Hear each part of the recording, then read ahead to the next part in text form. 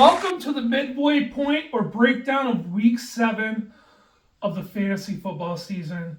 The J-Fed Football Show is here, and I am your host, Jeff Fetters.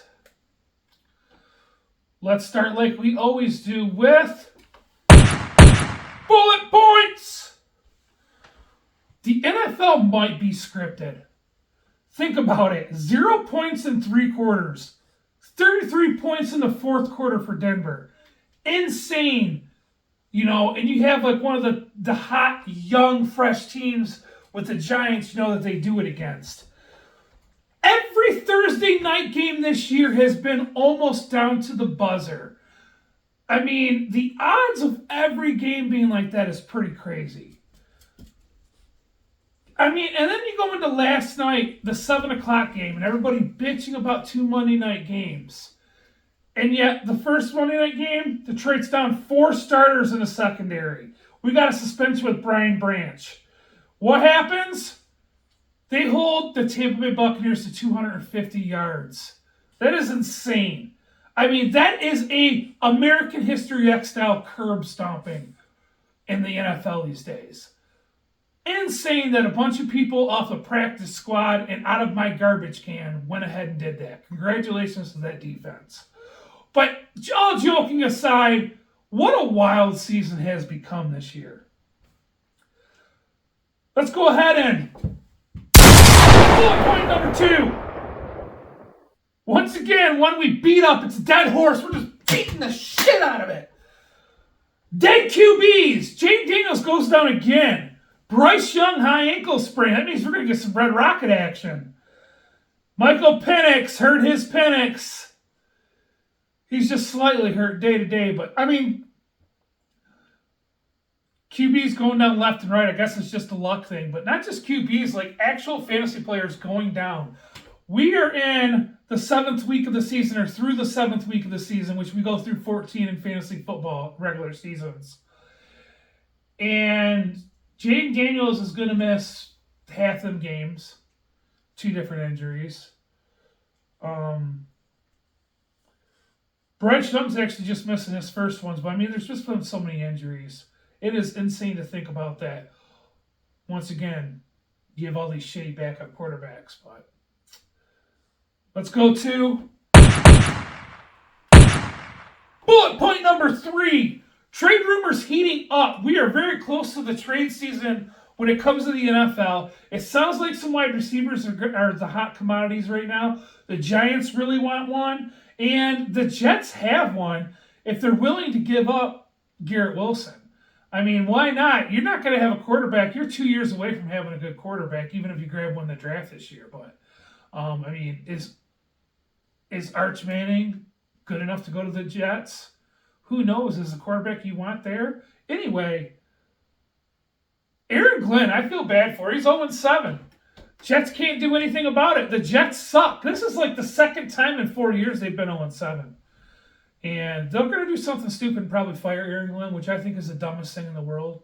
Because if you know anything, Aaron Glenn can motivate, and he is decent. He might have been the weak link on our defense, but he is a Jet through and through, so.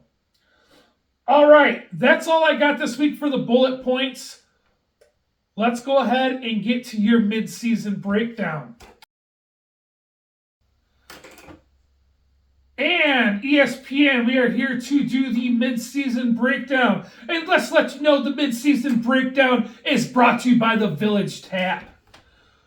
All right, let's go over the standings and divisions individually. The first division we got up is the Smack division, where we have Dak Shots putting up 964 points, which is the most by a lot so far.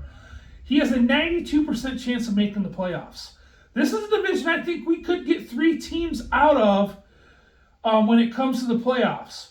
But then we look back down here at the bottom team, which is figure bringing like JPP. 3% chance of making the playoffs right now. He is not sitting pretty. He has the worst record. He has a 1-6 record. But there's time to turn it around. But then again, you got to think you have 2 tough teams in your division. You play your 3 division teams the last 3 weeks. You better get it done over the next 4 weeks. Next division, the crack division, or should I say, the competitive division, We got Bumps and Jays sitting at 4-3, and we got Show Me Your TDs, and Tyler has lost 4 straight. Show Me Your TDs is sitting down at the bottom, and in the middle, of course, we have Ralph, who is sitting in a decent spot. It is the most competitive because each team in this division can easily win the division. There's only 2 games separating them all. But at the same time, there might only be one team we get out of the division once you guys beat each other up towards the end of the season. That is my division I think we get one team out of regardless. Let's go to the WAC division. You Man Bro, sitting at 6-1, has the best record out there. Casey is 1 game back at him. He has a really good team at 5-2. We got Kittles Hammy actually vying for that last spot after having such a rough start for the playoffs. I believe he is in the 6th spot right now. If not, he is tied for it. And then, of course, we have my shitty-ass team. It is unbelievable to think how many points I have put up. I have had shitty weeks after shitty weeks after shitty weeks. And then all of a sudden we have 2 weeks where we score good points. But like we've had so many 70-point weeks, I don't know what to do. I'm going to jump off a fantasy bridge is what I'm going to do. All right. That's the look at our divisions. Let's go ahead and do some awards. We got different awards this week. The first award I'm getting is the Morton Salt Award. Because if anybody knows their slogan on the side of a salt bottle, it is, when it rains, it pours. And when it rains, it pours, and Show Me Your TDs. He has 910 points scored against him. To put that in perspective, remember, Kyle has 964 and is outscoring everybody else by a landslide. So that is some pretty tough luck. Congratulations. For winning this award, you get a Morton Salt Pack that you can go and get. Just go up to the cash register at the Manchester Market and tell them that you won the Morton Salt Award from JFed, and they'll give you the Morton Salt. The Tony Gwynn Award, which is being a tough out. You know, Tony Gwynn never struck out. He is the least struck out player in Major League Baseball. Let's go ahead and cross over these sports. Because right now, Dak Shots may have 2 losses, but with 964 points putting up, he is racking up well over about 125 points a week. So, right now, he's a top team to beat out there. Dak Prescott fucking sucks, by the way. Fuck him. He's actually having a good year. I can't say he sucks. Last award for the season. How about our Left at the Station Award? Yep. You didn't hit that caboose, man. JPP. Lowest point total. Worst record. He has the lowest point total by 1 point over me. Just been a tough season for him. Not to mention, he is in the toughest division. So basically, for him to get into a playoff spot, he has to do good over these next 4 weeks and then at least win 2 out of the 3 games in his division. That's going to be a tough battle to get to. If I add that up, that is basically, we get you to like 7 or 8 wins. I think 7 wins. You need 7 basically to get it, but you never know. All right, that's what I have for the mid-season breakdown. Thank you all for joining me. Oh, and I forgot. I do not forget cabooses. So this week, we got ourselves a double caboose.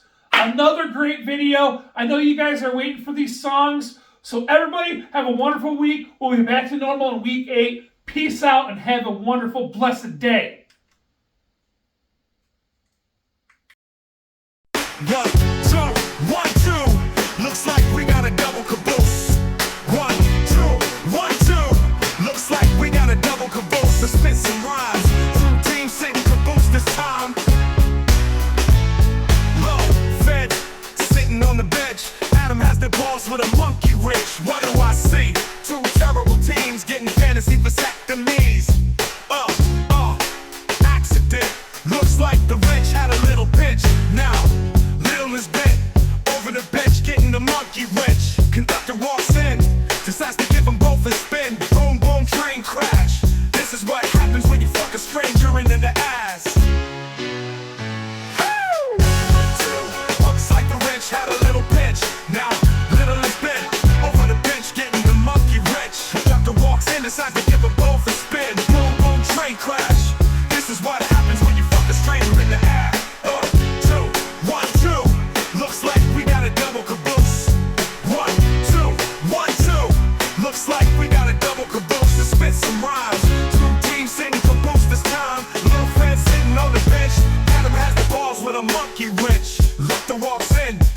give them both a spin. Boom, boom, train crash. This is what happens when you fuck a stranger in the ass.